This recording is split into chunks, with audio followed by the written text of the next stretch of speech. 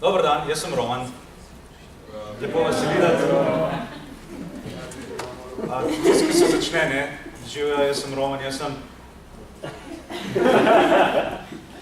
vesel, da sem na NMN-ju, da sem danes tukaj in da se bomo mogoče malo ukvarjali z hortikulturo, zgodovinsko, vrtnice.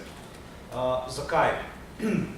Postavilo se je vprašanje, zakaj ta tema vojne vrtnic, ki je ena taka čisto orto-zgodovinska, pa če gledamo z akademskega vidika ali pa če gledamo z reenactment vidika, zanimiva, kaj ima zdaj to s fantazijo. In smo odkrili, da mogoče ima preko Igre prestolov, namreč znano je, da gospod Martin, to je tiska zelo hiter tipka, ne? Ja.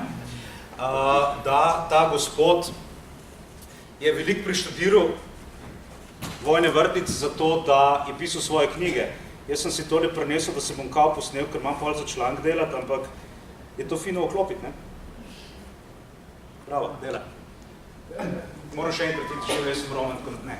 No, skratka, kljub temu, ena zgodovinska tema ima s fantazijo lahko pač neke stične točke.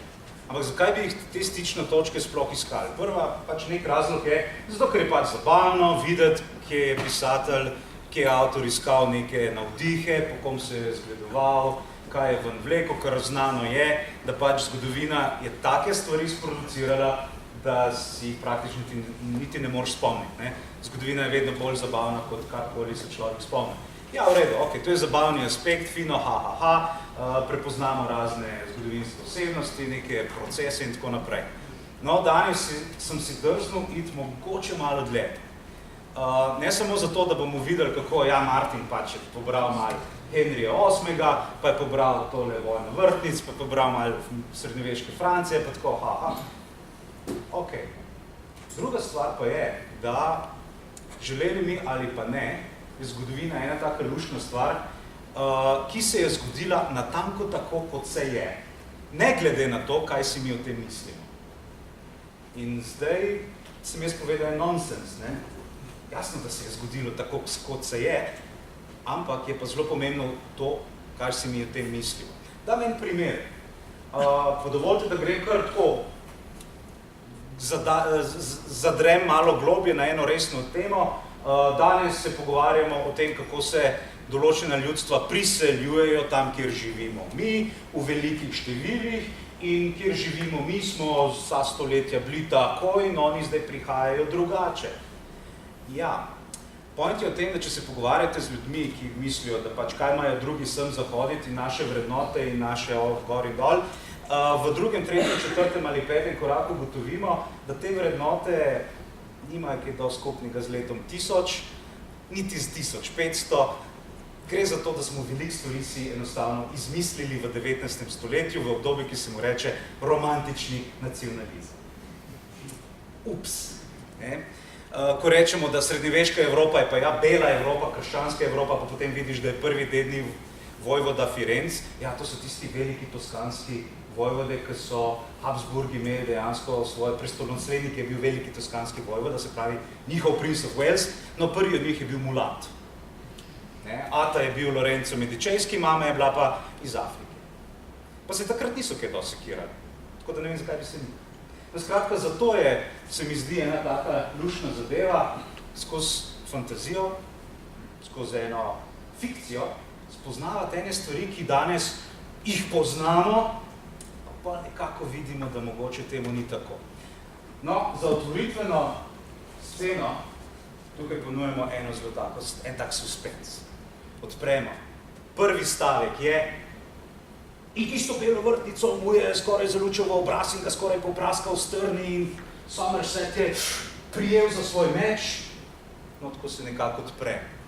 In bi rekli, res je, vojna vrtnic 1455, to je Temple Garden v Londonu in tam se ta dva, Richard Plantagenet in Somerset, Lancaster, si tam pred plemstvom, vsak izbereta svojo stran, tudi deklarirata se, eno vzame rdečo vrtnico z grma, drugi vzame belo vrtnico z grma in potem najvišje plemstvo ima sledi in vsak pobere svoje barve in potem vidijo, kdo stoji s kom in to je uvod v 30-letno mesarsko klanje, ki Anglijo spravi ne na kolena, ampak na kolena kolen.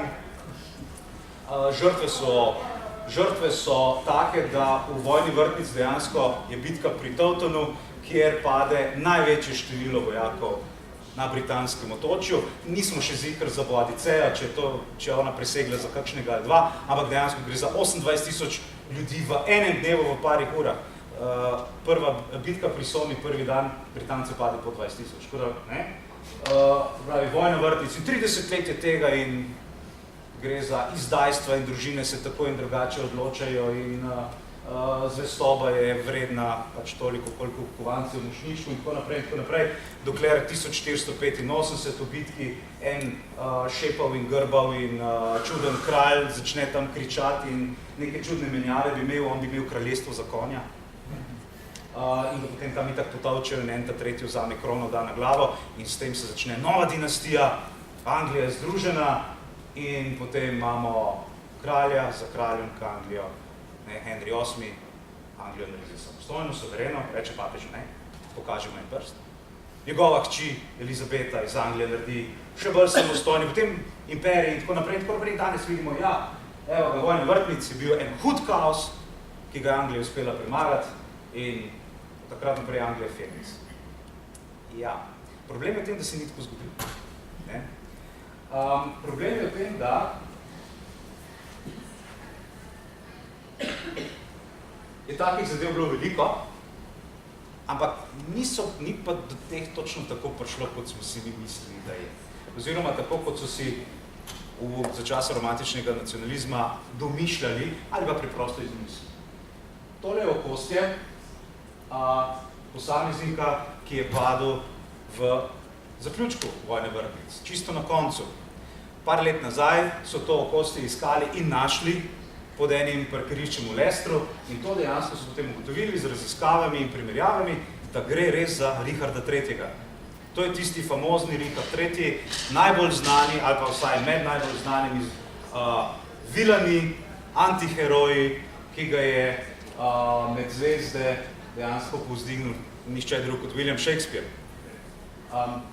Tukaj, če pogledamo, to je tista famozna zvita hrbtenica, gospod je imel skoliozo, kar mu pa ni brano, da se ne bi dejansko bojeval in on je pač zadnji angleški kralj, ki pade v bitki, se gre bojevati in pade. Kaj je zanimivo? Seveda mora biti zanimive stvari, ne? Mislim, koliko kraljev pa mi najdemo pod parkingi? Ne, res, koliko kraljev najdemo pod parkingi? Ne veliki odgovor. Jaz sem z Brežic, ne? Moram reči, da mi smo pod parkingom ravno lani, ali pa letos, smo najdeli nekega keltskega bojevnika z bojnim vozom. To niso male stvari. Bojni voz, to je pancer, to je tank in je bil ravno pod parkingom, tako da mislim, da temu rečemo daljnosežno načrtovanje. No, skratka, ampak tele parkinge v Angliji imajo eno čudno zadevo. To je bilo eno društvo, so dejansko šli raziskovati, kje ne bi ta bitka bila in so sondirali in tako naprej in dejansko so ta parking potem odprli in so najdeli tole ven. Njegovo veličanstvo je zdaj pokopano v Leicesteru v katedrali. Ko so pa šteli, kakšne rane imel, je bilo pa zanimivo, so ugotovili, da njegovo telo, njegovo okostje je utrpelo 10 ran, tisto, kar pa ni na okostju, pač se ne da, pač če je bilo kaj več. No, skratka, ena je bila taka, ki mu je pol lobanje tle zadnji manjko, in potem so bile pa take, ki se zgodijo človeku, ki ga nihče ne mara, ko visi čez hrbet konja in ga pelejo med ljudi, ne, in potem ga malo posekavajo, ga malo pikajo in tako naprej. To se je pač temu zgodilo. No in potem vse splošno veselje, kot sem rekel, William Shakespeare napiše 4 histories, 4 zgodovinske drame in iz tega rata nekaj, kar lahko primerjam z, kaj bi rekli, trilogija Hobbit na Quinto Potenza. Približno tako je Anglija to sprejela in od takrat naprej bil to hura. Za njim sledi človek, ki ga poznamo danes kot kralja Henryja VII, ki rečemo, on je pa začetnik dinastije Tudor, ki jih združi rdečo vrtnico Lancasterjev in belo vrtnico Yorkov, to je sta ti dve dinastiji, ki sta se klali do tega, da pač se drugo praktično na kolena spravi. No, on združi to in, kot sem prej rekel, Anglija se vzdigne in dejansko postane velesila svetovna, 3/4 globusa je pobarveno rdeče, ne, v 1924. Ja, myth-busting time. Point je o tem, da če bi šli v čas teh 30 let, med 1455 in 1485 in bi rekli, excuse me, Wars of the Roses, please, bi gledali čudno. Tega izraza niso poznali. Izraz Wars of the Roses prvič uvede niče drug kot en zelo zanimiv pisatelj, ki je napisal Ivanhoja. A kdo študira angleščino? Walter Scott. Sir Walter Scott je v 18. stoletju iznašel izraz Wars of the Roses. Tako da ime je izmišljeno. Ti dve družini, Lancaster in York, dve dinastiji, sta bile ena družina. Bolj, se pravi, v tistem času bi bolj ljudje dobili, če bi rekli The Cousins Wars. In dejansko to je bilo eno od imen tega spopada. Potem pogledano, tale simbol. Tole je The Rose of England. Tisti, ki ste, ne vem, šli v Tower of London, pa gledate tiste jevmene beefeaterje, ne, ki so v tistih krasnih kostumčkah in hranijo krokar in se zelo radi fotkajo z mladoletnimi osebki, ki jim visijo s komolcev iz kolen. Probite. Imajo tak nasmeh. Imajo pa tudi helebardo, tako da. No, od tiste Rose of England in potem imajo Thistle of Scotland in potem imajo še tisto irsko hecno deteljico, ne. No, tale je centralna. Tole je 500 let kasneje še zmeri England. No, če bi to takrat za časa vojne bratrancov pokazali, bi ljudje tako rekli, dobro, belo vrtnico še nekako štekam, sem kaj pa to rdeče? Se pravi, tudi to je rahlo izmišljeno. In na koncu ta naša dinastija Tudor, Henry VII, Henry VIII z njegovimi soprogami in potem Elizabeta I, no, če bi jim rekli, da so pa oni Tudori, bi verjetno več ne dobivali povabil na njihove zabave. Namreč ime Tudor je bilo nekaj, kar se je skrivalo. Kaj pa pol res? Kaj se sploh dogaja tukaj? No, na hitro je treba povedati. Sem rekel, Lancaster, York, tista dva v vrtu, ne, ta scena si je Shakespeare gladko izmislil. Ni bilo enega grma, takšnih in drugačnih vrtnic in pol pridejo plemstvo in tist grm v skubi, ne, in potem vrtnar znori in je vrtnar prva žrtev, in se ven nažene. Ne, to se ni zgodilo. Rdeča vrtnica Lancasterjev, ja, vse so imeli to nek grbovno oznako Vojvodina Lancaster je bila neka tam rdeča vrtnica, ampak uporabljali so je približno toliko, kot bi v današnji Republiki Sloveniji uporabljali brežiški grb. Ja, je ena izmed občin, jo imamo, je tam, ne, šur, ampak in Triglav ravno, ne, ali pa ne vem, kje tazga.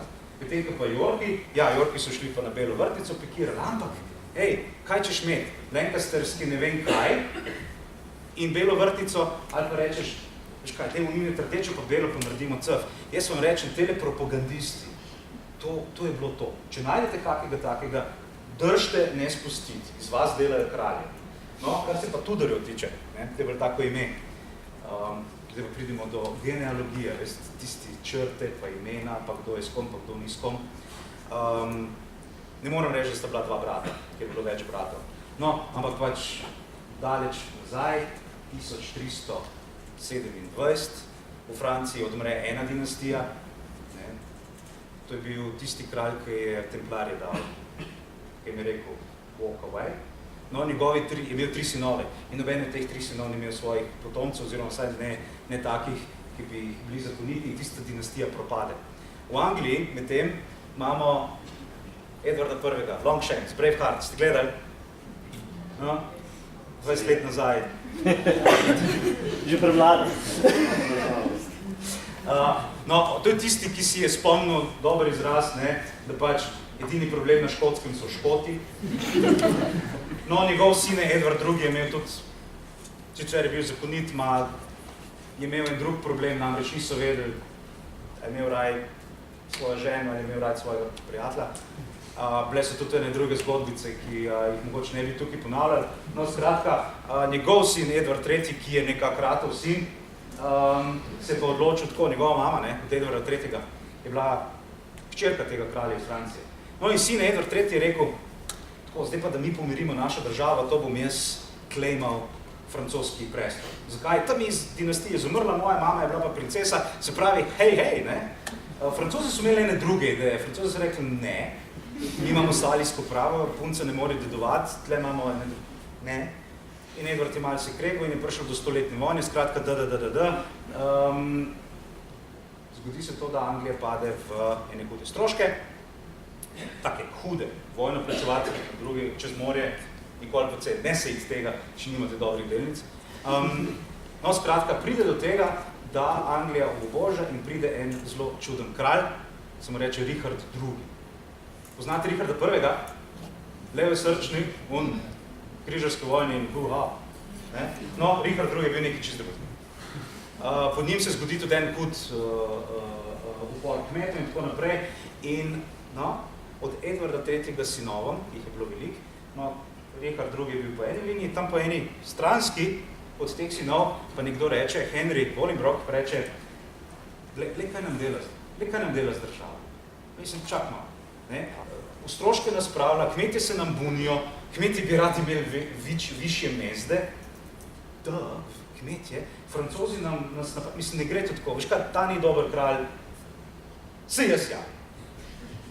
In ker je bil res tak bojevit, nekaj časa v izgnanstvu, rečemo temu, da je bil na ekskurzijah, je pride nazaj in res plemstvo se nekako zmeni z njim in on prevzame krono in on postane prvi Lancaster. Henry IV. Njegov sin je Henry V. Tega zikr poznate, ker to je ta Henry V. Tudi Shakespeare, to je pa unka Francijo dejansko osvoji. Agincourt in tako naprej. Shakespeare poznate, Henry V. Once more unto the bridge, dear friends. Ja. Ja, ok, hvala, Blaž. No, njegov, ta Henry V. dobi francosko in angleško krono. Anglija je presrečna, the best. Super je bilo, da smo dali Lancasterjem, ker ne bi bili rdeči, smo jim dali krono. Še več, Henry V. se zmeni s Francozi, kralj francoski je bil malo nor, kar se visokim krenzem včasih dejansko zgodi. Je rekel, ok, krona gre po moji strani, imamo angleško, francosko krono, če se spomnite angleškega grba, v tistem času imamo angleške leve in francoske lilije.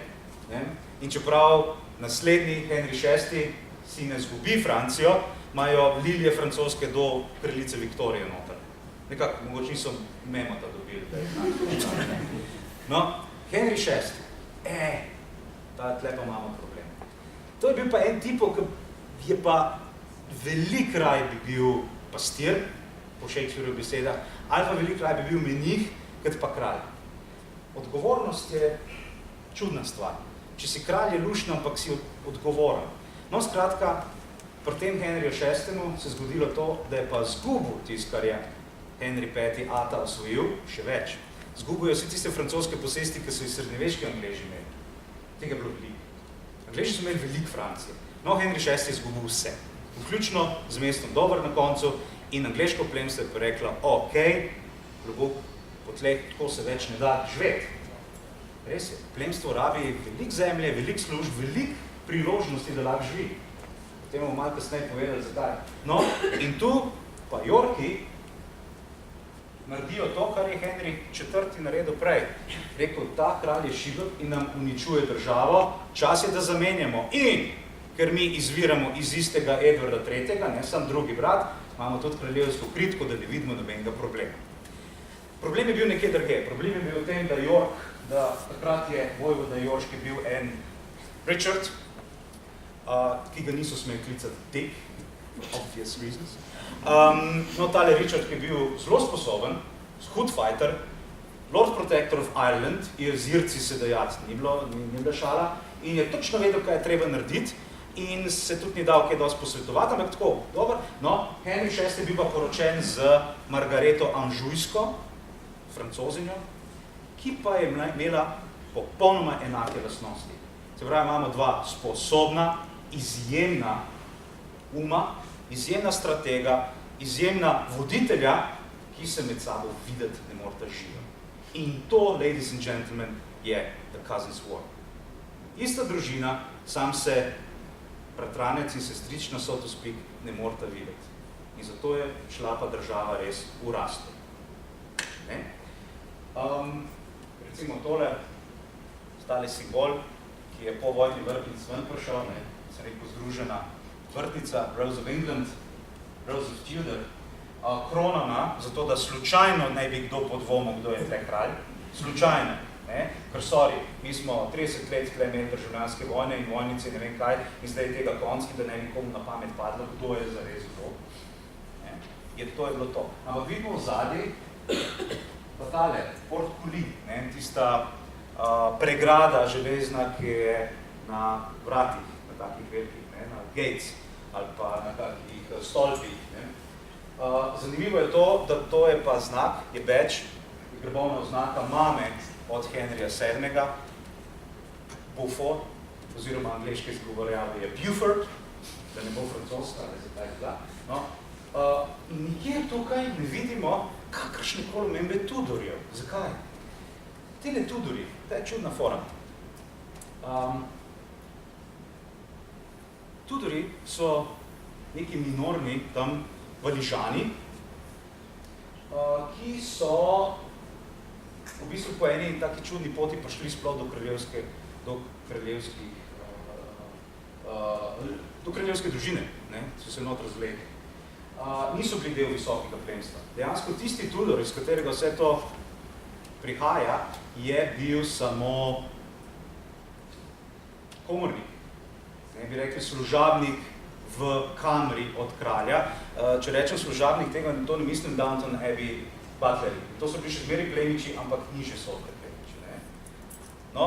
Henry V, ko umre, tudi tiskaj Francijo osvojil, on umre zelo hiter. Njegova žena, Katarina, hči francoskega kralja, je bila stara komaj 29 let. Mislim, punca ni hotela biti ravno doba. In je najdla tega nižjega plemiča, Tudorja, in sta se z njim poročila. In po tej liniji tale Henry VII dejansko izvira. Ampak ne bo on, kralj Anglije, rekel, da so njegovi predniki nizki Valižani. Ne. On bo po mami, po tele Beaufortovih, ki so pa visoko plemstvo, bo rekel, da on od tam izhaja. In kaj bomo bolj s tole dinastijo Tudorjev? Ja ne vem, Henry VIII tudi zase nikoli ni napisal, da je Henry VIII Tudor. Ne. On je bil zmeraj Henry VIII son of the seventh. Jaz sem sin od mojega fotra, ki je naredil tole. In pridemo do Elizabete. To je ona punca, ki je rekla, da ima stomak v men, in španska armada, in Kate Blanchett in Elizabeth Golden Age. Se poznate vse te filme? Mislim, da v Elizabeth I so posneli, ne vem, milijone enih nadaljevankih filmov. No, ona tudi zase ni rekla, jaz sem pa Tudorjeva. Ne, jaz sem pa hči Henrija VIII. In kaj s temi Tudori? No, zanimivo, 1752 jih nekdo končno omeni v eni tam enciklopediji. Se pravi, 18. stoletje. Wars of the Roses je izmišljeno ime. Rose of England je brežiški grb in slovenski grb. In ime Tudorjev je izmišljeno. Vidite, to pa dela bližina 19. stoletja. A bi temu pa lahko rekli, da je to zgodovina srednjega veka? Ja, ne ravno. Ne ravno. Kar pa je, recimo, Martin dobro zadev, ker moram tudi nekaj povedati, kar je bilo pa kul. Tole je fotografija reenactorjev, ki vsako leto uprizarjajo eno od bitk te vojn vrtnic, to je Tewkesbury. In so zelo lepo, Mislim, vsa uprava, oklepi, grbovne znake morajo biti na mestu, kot se zagre. In tukaj vidimo, to, kar je zanimivo zame, so recimo te zastave, banneri. Sami veste, Game of Thrones oziroma Song of Ice and Fire so ti banneri te zveste nižje hiše višjim hišam. No, to prihaja tu. To je pa dejansko ta angleška stvar, ki mestoma najdemo v Franciji, ampak je res angleška stvar. Gre celo za izraz, ki ga uporabljamo do tega desetletja, se reče bastard feudalism. To ne pomeni, da je bil feudalism, which is bastard, ker je slab, ampak gre za feudalizem, ki se je malo izrodil. Zakaj rečem do tega desetletja? Zato, ker so šele zdajle zgodovinarji malo začeli z distanco gledati sploh na feudalizem, če mi to res štekamo tako kot bi morali, ker mi rečemo, to je bil pač vladar, ki je imel zemljo in je zemljo delil v zameno za službo in to je feudalizem. No, zdaj pa primarni viri kažejo vse preveč izjem, vse preveč čudnih dogovorov, da bi temu bilo tako, ampak bastard feudalizem je v svoji esenci to, da ni več vladar tisti, ki je lord vsega, ampak so vse nižje in nižje stopnje plemstva tiste, ki jim tele manjše hiše nekako, ne bom rekel, prisežejo zvestobo, ampak s katerimi se zmenijo. Pravi, kralj je vse bolj odmaknjen od tistih dogovorov med hišami in hišami. In to je to, kar je bastard vnotri. In zakaj se tukaj gre? Pol tam en grof se zmeni z enim vitezom, vitez bo njemu služil v taki kapaciteti, se pravi vitez in še ene par ljudi se bo bojevalo, tale grof bo pa vitez dal kaj? A denar? Ja, ne. Grof rabi denar, zato ker vojna stane. Kaj mu pa potem da? Da mu službe, da mu priložnosti. Reče, vitez, za dobo 10 let vidiš to cesto, ti lahko pobiraš mitnino. Grofu tista cesta ne pomeni, kaj je dosti za dobo 10 let. Ampak vitez ti pride zdaj, ker te zdaj potrebujem, leto za te pa te bitke, ti pa potem 10 let nabiri, če bo. Če pa ne bo, pa ne bo. No in ta vitez pa reče, zdaj se bomo skeširali za tole bitko tukaj, treba vedeti, vsi ti oklepi stanejo, trening stane. Lahko Blažo vprašam, koliko stane oklep, No, Blažo zelo rad izpostavljam, zato ker je dober pogled. No, glavno, vse to stane in vitez v to vlaga in vitez bi na koncu tudi kje rad imel od tega. Mislim, samo sr pred imenom, dej dva, pa še zmeri ne moš na kruh namazati. No, ampak vidi v tem podajanju služb, v tem podajanju enih dogovorjev se vidijo interese za naprej. Pa še ničesa ne smemo pozabiti.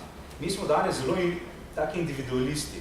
Oni si niso niti privošili tega. Oni razmišljajo pa v desetletjih družine.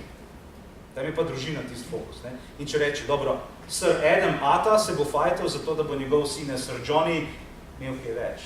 In potem kaj več, in potem kaj več. In tisto, čez 5 generacij, tisto pa se že mogoče lahko poteguje za Grand Prix. No, zdaj stvar je v tem, ker smo kralja zrinili ven iz lige. In pride kralj pa reče, jaz sem pa vaš car, kralj, whatever, imam neko kronico, jaz bi pa zdaj rad od vas to, pa ostali rečejo, mi smo tle že vse zmenili se, mi smo okej. Kaj ste vi okej, če sem jaz? Ne, res, smo cool, se si kralj. Ampak, dej, šetaj, it's okej. In kralj ostane zunaj, potem se kralj mora pogovarjati, skratka je taka kolobocija. To je Martin zelo dobro zdel. Te kolobocije je zelo, zelo dobro zdel. Vi si pa predstavljate, Sir Adam je rekel, meni je poln grof obljubil potem cesto za 10 let, zdaj pa tale grof je, umrl, grofi umirajo, pa je. Njegov sine pa reče, jaz se nič ne spomnim. To cesto sem pa zdaj obljubil srl, onmu tretjemu. Pač ne.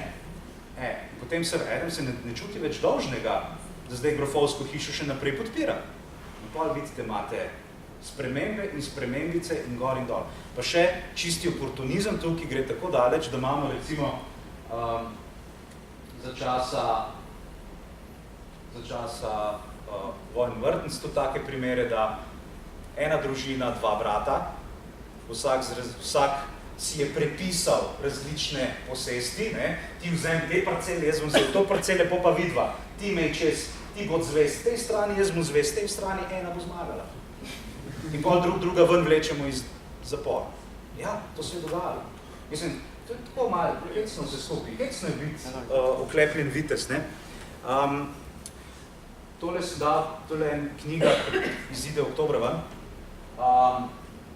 Čarni živi v Sloveniji, ampak je tale Leo Vazarjev, je italijanska varianta, ampak je tudi ene par strani zelo dobro o tem napisanih, pa sem prepopil gor za infosake.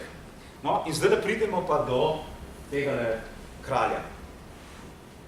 kaj pa Martin tu naredi? Imamo ta železni prestol, ki je in in se vse okrog njega vrti. Mislim, res, kada so vsi magneti, pa se sam popajo na tisti železo. V čem je zdaj point? In potem vidimo, krono bo nosil ta, krono bo nosila ona, krona. Kaj je zdaj s to krono? Krona je nič več kot zunanji znak, da je pač nekdo kralj. Tudi, ko imate generala, pa ima general pač epolete zlate. To je krona. Krona sama po sebi ni nič. Ampak krona z velikim K je pa korporacija.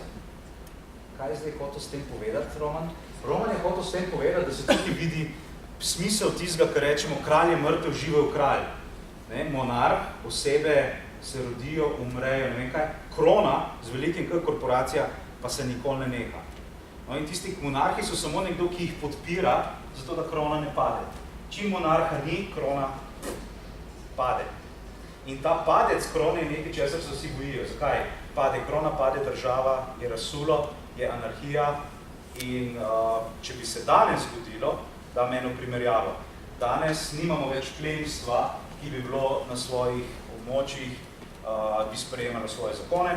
Kot smo imeli še do 1918 smo imeli štajerski knez, pa krajinski knez, pa koroški knez, pa knez je bil tisti, ki je z deželnimi stanovi sprejemal zakone, tudi izvrševal in tako naprej. V srednjem veku smo tudi pri nas imeli celo krvna sodišča, se pravi, če si delal čudne stvari in so imeli zakonik, ti je nekdo za glavo odsekal na podlagi zakonov. Skratka, danes dajmo to primerjati z birokratskim aparatom. Danes to ne dela več plemstvo, pa predsednik tudi ne glede na to, kaj vam kandidati rečejo za te volitve, kaj vse bojo naredili, nič ne bojo naredili. Imamo parlament, pa imamo birokratski aparat. In zdaj, če pa birokratski aparat odmaknemo, to korporacijo pade, 5 jutr na bankomat. To se zgodi. Razpad sistema. In zato je to nekaj, česar se zelo, zelo bojimo v srednjem veku. In zato bomo naredili vse, samo da korporacija kot krona ne pade. In zdaj krono moramo, velik K, se pa manifestira v tem malem K, v tem trakcu okrog glave. Ta trakic okrog glave je čist biblijski, to je nekaj, kar je kralj David nosil v Grki. Skratka je nekaj zgodovinskega, bomo tudi imeli šur, da je 2 glavo in to je to. In en kralj ima lahko več kron, super, ni problem. To vse skupaj se zgodi, ta prenos, a ta kralj umre, in vsi rečejo, se malo jokajo, in je en pogreb. In ta pogreb je pač narejen tako, da vsi vejo, da je ta kralj umrl. In tudi pečati se prelomijo, zdaj tako ali pa drugače niti ni važno. Recimo danes imamo še enega absolutistični monarh, ki umre, mu celo prstan pečat mu razkoljejo, govorimo o papežu. To je absolut v svoji monarhiji, sveti sedež je monarhija. Skratka, razkoljejo pečat zato, ker po njegovi smrti ne bi kdo, pa datiram 2 let naprej, ki mi je dal 2 parcele. 3, sorry. Zato se pečati, zato so datumi pomeni. Skratka, zato imamo pogreb.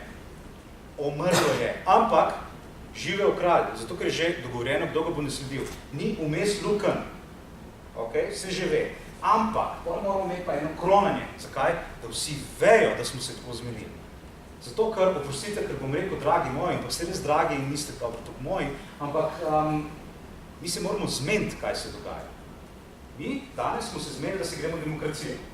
Imamo ene volitve, na vsake tok, in greš in tisti kandidati imajo nek sistem, po katerem so prišli na liste, ki ga ti obkrožiš in ga vržeš notri, in potem nekdo prešteva in da. Zakaj? Ker smo se mi tako zmenili. In ko bo, če bi dovolj veliko število ljudi reklo, ne, mi bi pa zdaj to tako drugače delali, se bo to tako drugače delali. Pojte od kar rečejo volivci. To smo danes mi. V srednjem veku nismo bili. To je tista angleška fora, ki mi je zelo všeč. Pri nas je every vote counts, tam je bilo pa it's the count that votes. Stvari v elektoratu. Zdaj se je elektorat zmenil, da se bojo tako, ko bo prišlo do kronanja, od takrat naprej tisto ime, tisti datum, tisti človek nosi krono in he be the man. To se pa zgodi na eni taki ceremoniji, dobro, zdaj, če je cerko zraven, pač to so eni drugi razlogi, zakaj je, ne in ta dva škofa nista Srba, zato kot takole kažeta, ne. To pač je sveta pravica in tako naprej in blagoslov. Ampak zanimivo je pa nekaj, da, okej, krono ima, ampak to še ne pomeni, da je kralj. Čakaj, kaj se zdi tle? Čakaj, wow. Krono ima, pa ni nujno, da je kralj. Tako je. Zakaj? Danes, pa tudi v tistem 19. stoletju, ne, romantični nacionalizem, tam je bilo že zmenjen. Kralj je tisti, ki prvi od družine pride ven, tisto je kralj. Če tisto umre, bo kralj ta, pa če še ta gre, bo kralj ta. Je vrstni red določen naprej, parlament reče, aj, in se to zgodi. In potem sam damo krono na tisto trenutnemu na glavo, to je krona. V srednjem veku ne. V srednjem veku so rabili enega posrednika vmes, ki so mu rekli, tisti zgoraj. Zdaj pa rabimo mi, zakaj? Veš kaj, jaz tebi grof ne verjamem, pa vojvodi ne verjamem, onova pa mene, malo se je težje zmeniti, ampak če se vsi zmenimo, da bo njegova volja ta prava, okej, pa se dajmo tako zmeniti. In on izkazuje svojo voljo s tem, da, kar piše v Svetem pismu, ker, gledajte, se lahko preberemo, to se je zgodilo, res, dajmo še mitko, ne, da sta tam pač en duhovnik in en prerok, sta pomazili da kralja Davida. Ne krona, mazili da.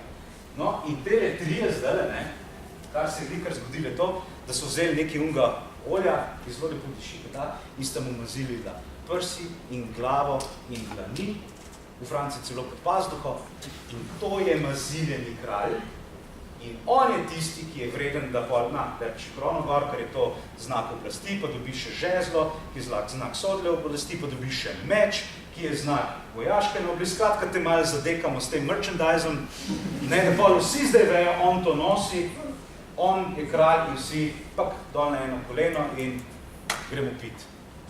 Okay. Danes, ko gre kralj Elizabeta, pač verjetno ne bo več krona, ampak Filip VI, zdajšnji španski kralj, oni že od 16. stoletja naprej niso imeli niti krona. Krona je tam zraven na tleh, na blazini. Zakaj? Zato, ker že vsi vejo, kdo je. On je sin tistega prej, teci. Njega sem še razglasijo. In on zapriseže, in to je to. Ni to hec. Ne? No, zato, ko se gremo zdaj tele Angleži, ko gledamo pri vojni vrtnic, gre za to, kdo bo bil pooljen, da bo potem lahko kron. Zato imamo problem, ko imamo dva pooljena in pa rečejo, are you gonna kill the anointed king? A boš maziljenega kralja ubil? In nihče noče maziljenega kralja ubiti, dokler ne pride en Cromwell gor, ampak ti si čisto druga stvar. In imaš dva maziljena kralja, in kdo je zdaj ta pravi, in kdo ni ta pravi, je ta pravi državljanska vojna, tisti je problem za korporacijo krone z velikim K. Sama krona, tisto, kar je gor, enemu kralju je bila všeč zlata, drugo kralju je bila všeč železna, tretja, ker je bila mogoče komu drugemu. Imamo pa eno izjemo. Naši sosedje Madžari, oni so pa en štos naredili. Oni so pa rekli, že čisto na začetku so rekli, vete kaj, naša krona, oni so bili tudi kraljevina, ne?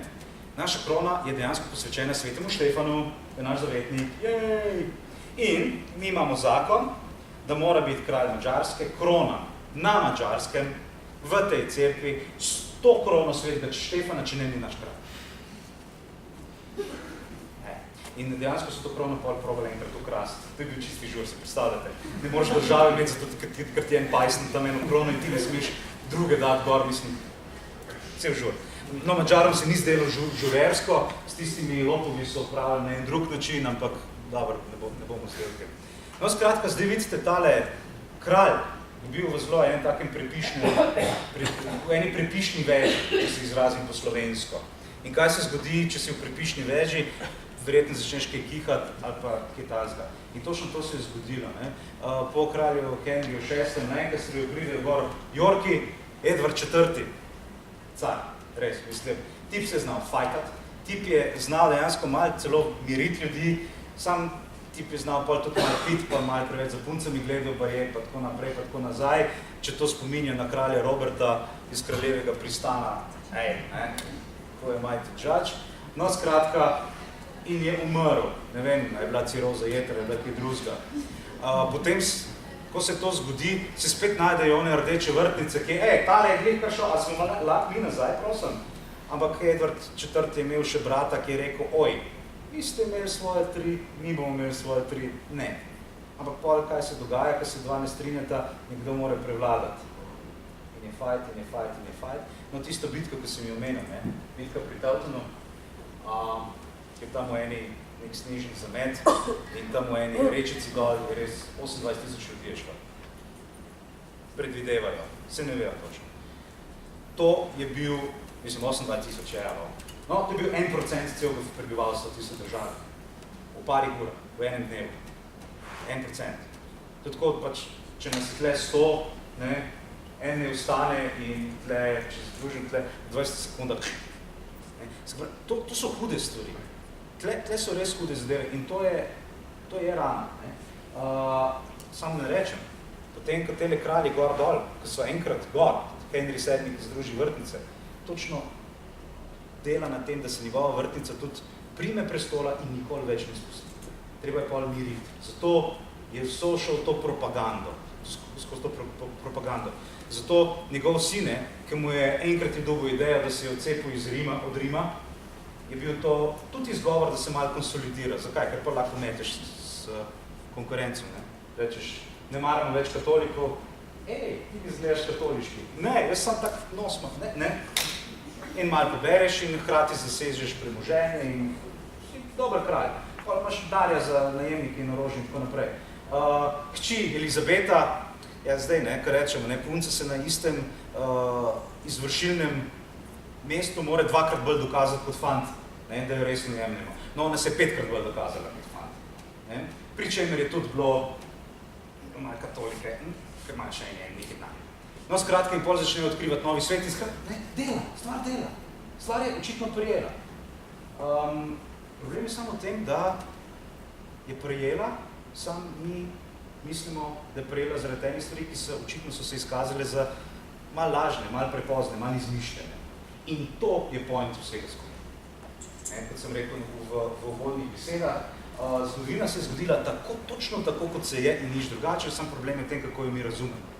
In danes naše vrednote ali pa naše dojemanje ali pa naše sojenje, podajanje mnenj po čisto aktualnih zadevah, če temeljujo na napačnih zgodovinskih dejstvih, a lahko dosežemo prav rezultat. A lahko iz dveh minusov dobimo en plus. Ne vem, jaz to matematiko prepuščam vam, ampak čist na koncu, preden zaključim, je pa še ena alineja, ki mi je bila pa tako hecna, v tem Game of Thrones. Pa ne vem, zid stoji, koliko let je bil ta zid gor na severu? Tisočletja.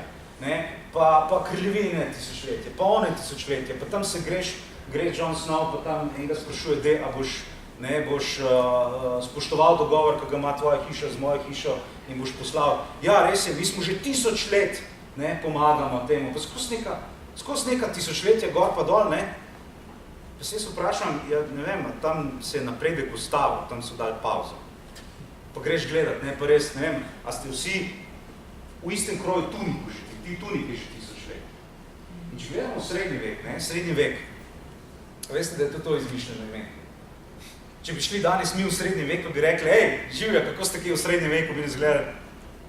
Ne vem, odkud se tiho. Ja, srednji vek so si najprej spomnili v renesansi, nek umestni čas med izjemno napredno antiko, kjer so bili sami filozofi, pa ful so bili the best, pa akvedukte so zgradili, pa nikoli ne slabega naredili, verjetno niso brali zgodovine Rimljanov, ampak in med nami, ki smo spet, zanimivo je to, kako vsaka generacija, ki sebi opisuje, zmeri najbolj napredna, pa najbolj razsvetljena, pa vse imamo, pa the best je, Ja, dokler nismo mi prišli, ker mi imamo dejansko internet, oni ga niso. Ja, problem imamo v zgodovinopisju, imamo problem z enim od največjih mitov, najbolj hudih in dejansko najbolj škodljivih mitov, ki se mu reče evolucija inteligence. Zelo hitro pademo, Glej, ko so oni taki kmeti, ki imajo, ne vem, sam tlakovano cesto, mi imamo asfalt. Levne seljačine tam, ki imajo samo ene tam konje, jaz sem pod havbo, ne vem, 120 konj. Skratka, zaradi tega mislimo, da smo dejansko celo bolj inteligentni. Problem je tem, ker dejansko to ni res, Vsaka generacija je lahko glih tako inteligenta pač tem, kar ima. Žal mi je, 1455 ne boš imel penicilina, zato ker je do tja treba prideti. Kdo od vas je špilo Sid Meier's Civilization? Pa dejte, prosim. The best. Nisem najstarejši tle. No, tam veste, kaj je treba narediti. Na začetku se začne pisala, pa tam neki Greneri, pa ne vem, Potteri. Pa lepo za vsaki zoom treba vse več drugih zoomov narediti, ne? Kako se za roke držijo, en napredek treba. Ja, ne? In nekdo, ki je bil zelo pameten in je rekel, mi smo samo palčki, ki sedimo na ramah velikana, je imel precej prav. Če tega velikana odmaknemo mi, vidimo, da smo res eni čudni palčki. No, skratka, mene kar je začudilo tam, da človeški razum, človeške generacije ne obtičijo na eni stopni razvoja. Ni tisočletja mi že to tako dela. Tega ni. Kamorkoli v zgodovino greste gledati, boste videli, da vsakih 10 let se zgodi nekaj takega. Vzamemo za primer. Prvo desetletje 14. stoletja, to je takrat, ko so še templarji okrog hodili in so bili največji cari, najbolj bogati, najbolj vse. Takrat imamo zapis, eno pismo francoskega plemiča, ki tam neki benti, ker so tam v Šampanji imeli en turnir in si ti misliš, kaj je moj sin dal nase. Sploh oblekel se je tako, da mu pol riti ven gleda. Ja, res je, zato ker njegova generacija je imela daljše tunike, njegov sin je pa videl, da v Italiji je pa moda, da so krajši plašči. In ja, je bilo pol riti zunaj. Ja, mislim, to je fakt. No in tle je še par zadev, ta temačen srednji vek, pade Rim, in pred renesanso teh 1000 let, ko smo bili, ne vem, povprečna življenjska doba je bila 12 let, ko napravijo, ali kaj, kuga je bila na vsake 2 uri, jedli so drugega ali pa ne kamne, pač srednji vek se ti, umivali se niso, vodo so imeli pa samo zato, da so lahko ga utopili noter po možnosti čarovnico. Če pa ni bila čarovnica, pa vse. To je nekak srednji vek. In to je tisto, čemur danes rečemo, te nas pa vodijo nazaj v srednji vek. Ok, no, če si pogledate zgodovino in bi nekdo rekel, vodijo nas nazaj v srednji vek, reče v redu. Nas vodijo tam, kjer so mesta, kjer so gradili katedrale, ki še danes stojijo. Mene manj kot 5000 prebivalcev. Si predstavljate, kakva bi Ljubljana morala biti danes? Koliko ljudi ima Ljubljana? 300 000. Mi bi morali imeti, ne vem, spaceport, pa kaj, ne? In tako čisto srednjeveška zadeva. A lahko katedralo naredimo tako, da vzamemo ene kamne, ker smo glupi, mi smo neandertalci, mi smo srednjeveški. Enega na drugega in potem pade. Pa probamo na drug način, pa pade. V glavnem, da izvedemo en način, da dejansko damo kamne enega na drugega in glej, katedrale ratra. The best. Uga. Gremo naprej, gremo klar. Ja, mislim, da ne, katedralo se zgradi s tem, da moraš malo matematiko, fiziko in ne vem kaj še upoštevati. Glej, hopla konopla. Leto tle neki računajo, pa imajo neki šestila, pa imajo neki mirilce. In pazi to, tista oseba, ki to dejansko dela, je ženska. Ne, če pa ni ženska, je pa moški oblečen kot ženska, kar je še zmeri, so what? Nekako ne pašijo to neko gmoto temačnega srednjega veka, ki se ne razvija. Ali pa imamo tle, tle imamo ene ljudi, ki z nekimi čudnimi napravami tam ene zvezdice gor merijo, en si zapisuje, eno pozran tabelice, po katerih se računajo. Astrologija je bila končno prepovedana kot poučevanje v poznem srednjem veku. Pa še to samo zato, ker takrat se že univerze ločujejo od splošnega pridobivanja znanja, že imajo diplome, ki so certifikati, da dejansko kaj znaš, pa vas to nekaj spominja. Imaš diplomo, nimaš diplomo. Če imaš diplomo, si totalno drug človek. Ful boljši, ful bolj zaposljiv, več veš, dejansko si človek, ne? Če pa nimaš diplomo, si pa useless in veš nazaj v srednji vek. In to zato, da so univerze imele te certifikate, so pač drugim prepovedali ukvarjanje s temi programi. To je bil ta point. Pozni srednji vek. Predtem so lepo računali, lepo se dali, lepo zvezdice gledali, samo temu so rekli astrologija, ker so zraven ti še zračunali, kaj se tako jutri zgodili, pa ne moraš biti prijazen, ne? Pa ne vem, pazite, da ne stopite v lužo, ker boste flati do kolena, ne neka taka šola, zraven pasa. Danes se tega ne gremo več, danes raje računamo, kako bomo en satelit poslali gor, da bomo en kiri gledali. Je ful boljše, ne? Tako da, to je bila ta zadnja točka, ki je mene malo hecala pri Game of Thrones, da ljudje, no, a bo kdo daj toplomer izumil, ker mislim, ti smo človeku res lanseha, ne? Imate pa po drugi strani magijo, pa to, da tistega Mengeleja, kaj bi že od Cersei, kaj ta, skozi imene pozaja. Mislim, ti se pa tako, človeku dejte epruveto, pa mikrogramsko tehnico, ta vas bo spravil na luno še, ne? Tako. Evo ga, no, in zdaj sklepna beseda. To je bil nekako ta uvid. Zgodovina je zame, tako ilustrirano, je kot nekaj, kar je na drugi strani ene zelo visoke ograje iz lesenih dil, take, 3-metrske. Tom Sawyer, Mark Twain, tudi tiskaj Tom Sawyer moral pleskati enkrat, soboto. Na ograjem teh dila so lukne, so grče. In bolj, ko pogledaš, ne, vidiš pač nekaj vidiš, malo se tako premakneš, ampak grče skozi na istem mestu, pač nekaj vidiš, ne vidiš pa vsega. In skozi eno grčo vidiš nekaj, skozi drugo grčo vidiš nekaj druge, in potem se začneš neko sliko ustvarjati. To je to, kar je zgodovina. Mi skozi vire probamo odkrivati to, kar je na drugi strani ograje.